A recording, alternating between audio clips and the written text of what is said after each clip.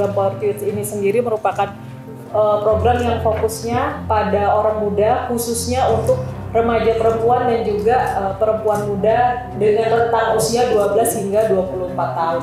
Kami mengawalinya dengan melakukan desk review atau melakukan kajian literatur terkait dengan data-data mengenai perkawinan anak ataupun bentuk-bentuk kekerasan lainnya terhadap anak perempuan dan perempuan muda.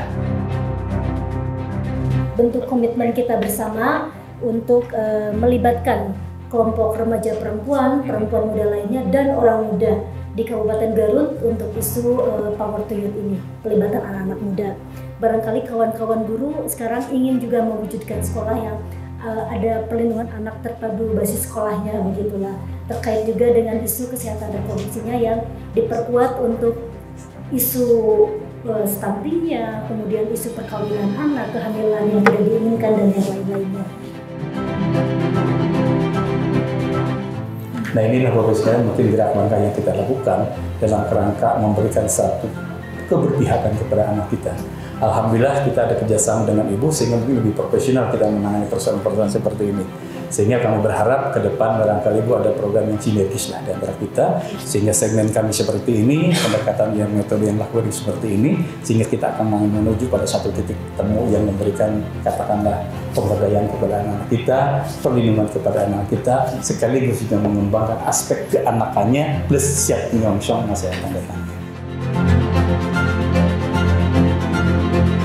Kenapa kita concern sekali dengan isu perkawinan anak?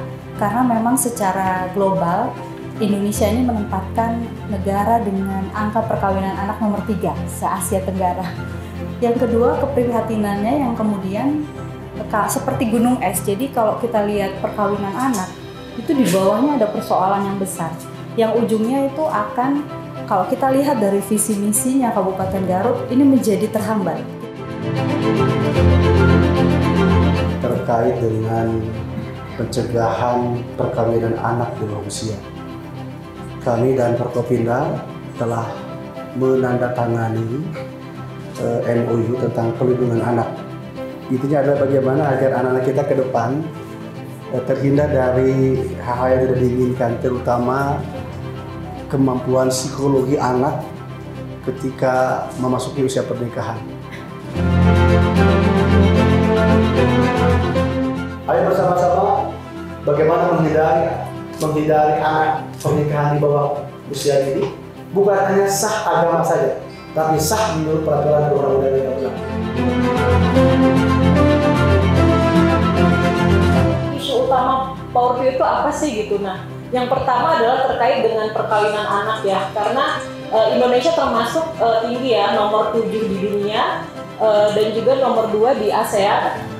Dalam program Power to Youth ini khususnya untuk pencegahan kita mengintegrasikan seluruh sistem layanan dan juga para instansi terkait. Jadi bukan hanya di kepala desanya saja, tetapi kita juga melibatkan hingga lingkup sekolah, hingga juga dinas kesehatan untuk memberikan penyuluhan-penyuluhan di sekolah-sekolah maupun di komunitas di desa. Program Power to Youth ini kita juga melakukan pencegahan kekerasan untuk anak-anak dan remaja secara umum, untuk laki-laki juga.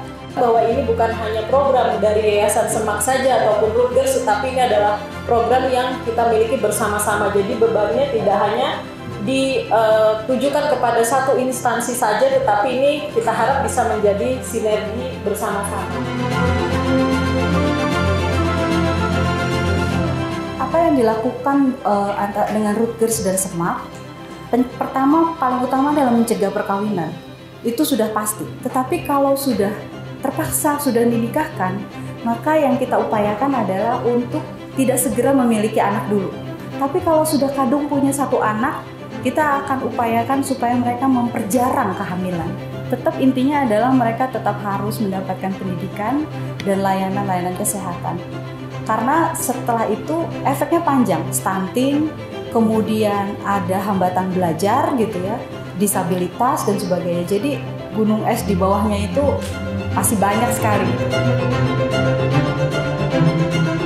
Saya telah mengetahui banyak hal tentang kesehatan reproduksi, banyak lembaga yang terdapat di desa.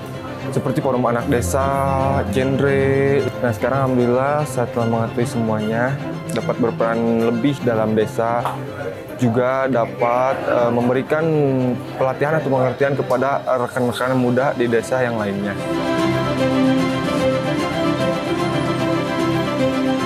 Selama kurang lebih dari 1 tahun saya bergabung di FKRD atau Forum Komunikasi Remaja Desa ini, saya mendapatkan beberapa hal, terutama baik dari pengalaman atau pengetahuan saya bergabung di organisasi ini. Selain dari pengetahuan yang didapatkan, saya juga mendapatkan banyak pengalaman atau pengetahuan yang belum saya ketahui sebelumnya, terutama dalam pengetahuan hak kesehatan seksual dan reproduksi, perkawinan remaja, dan sunat perempuan. Selain itu, saya juga mempunyai banyak teman dalam hal saling sharing pengalaman untuk menghindari isu-isu permasalahan yang ada di sekitar saya. Dan tentunya saya lebih aware terhadap permasalahan remaja yang ada di sekitar saya.